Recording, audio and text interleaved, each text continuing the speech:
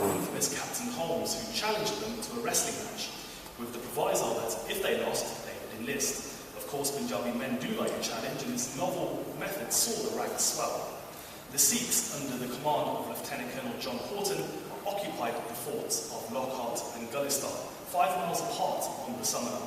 Between them was Saragarhi, a signals post from where messages were relayed between the two forts, which did not have direct line of sight. The 30-year-old Havildar Ishar Singh commanded the garrison of soldiers. He had with him an experienced signaller whose task was to send the messages via heliograph, a system of sending Morse code by flashing light on a mirror.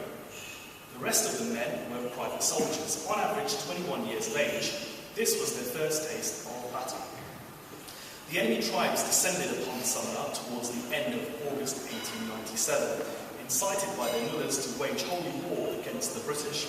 For 2 whole weeks, 20,000 freely Roxy tribesmen moved around the area, trying to draw out the thinly spread Sikh regiment, testing their patience to fight openly in a game of cat and mouse. The tribesmen had no success and soon realised it was because of Sargarhi relaying those messages that allowed Colonel Horton to move his men and counter any threat. And so 10,000 of them diverted to encircle Sargarhi and cut it off. Horton tried to distract them away from the post, but did not have enough manpower himself to engage and fight the enemy. The 21 dug in to defend their positions, each Sikh hoping to fight against the 476 enemy tribesmen the statistics allotted to him, and thus proved true their Guru's prophecy that just one Khalsa would have the courage to fight thousands upon thousands.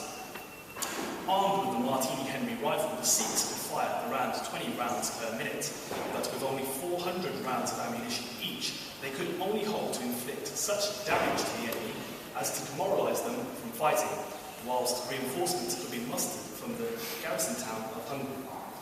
On the morning of the 12th of September, the jihadis rushed Sargarhi with the aim of overcoming its walls. They were repulsed by a hail of Sikh bullets and suffered around 60 killed and wounded. Taking cover behind rocks and folds in the ground, they slowly edged forward. But the greater danger was unknown to the Sikh defenders. Two tribesmen had managed to reach the outpost during the initial attack and at a dead angle began digging. The Sikhs stood firm, but by noon one was killed and another wounded, with 3 rifles broken by enemy gunfire. But it did not stop them from raising their head from above the parapet to shoot and try and slow the enemy advance. While the hordes kept the Sikhs busy, close by the diggers achieved their aim just after 3 p.m, when a section of wall began to cave in. Seeing this opportunity, the tribesmen rushed the post.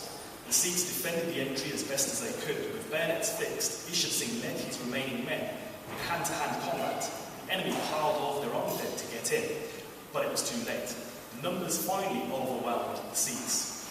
A Sepoy soldier secured the guard room and fired on through the window. He took out 20 tribesmen before the fire was set, which consumed him and Sargarhi. The signaller, Guru Singh, sent his final message before taking his weapon and exhausting his rounds upon the batons. The Sikhs had lasted just over 6 hours in the onslaught. The last sound heard was a loud war cry given by Guru Singh before he died. Sargarhi had fallen. Yet the fighting raged on at Fort Gulistan, where the Sikhs were unflinching and bold, fighting non-stop for 30 hours. There the men argued amongst themselves over who would volunteer to rush the enemy positions just outside their fort.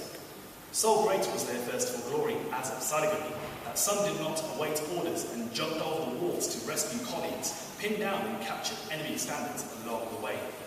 When reinforcements did arrive, eyewitnesses were left in awe of what had befallen. Sargarhi was an awful sight, said one English soldier in a letter home. Another wrote this poem about the battle.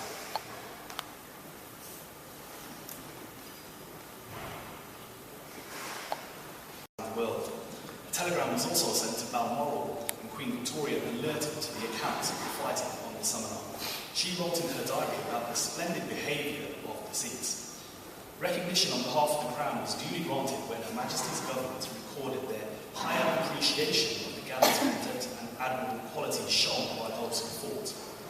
Myths about the battle also arose that Parliament gave a standing ovation, that UNESCO has listed it as one of several examples of heroism, all false, but a sign surely of just how unbelievable the feat was, perhaps feeding the hunger of Hollywood today to make a film about the battle. What is not in doubt is that the British recognised Saragarhi could inspire more Sikhs to serve and with distinction. Memorial Gurdwaras, as you've heard, were built at Amritsar and Firozpur for this purpose. The regiment awarded a battle honour and regimental holiday.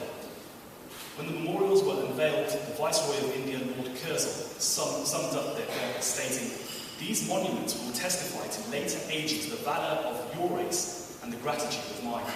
He further eulogised the Sikhs at an event in Lahore, saying, "Never may a day arise when the British government, in times of need, cannot rely upon the Sikhs." Ladies and gentlemen, I put it to you that the need for such service is greatest now, as in 1897, when we are engaged in fighting fanaticism at home and abroad. Today, in narrating the significance of Sargarhi in the UK, we commemorate those sacrifices which cemented the reputation of the Sikhs as upholders of righteousness and which continue to illuminate the connection between our faith and nationality. Long may this continue. Thank you very much.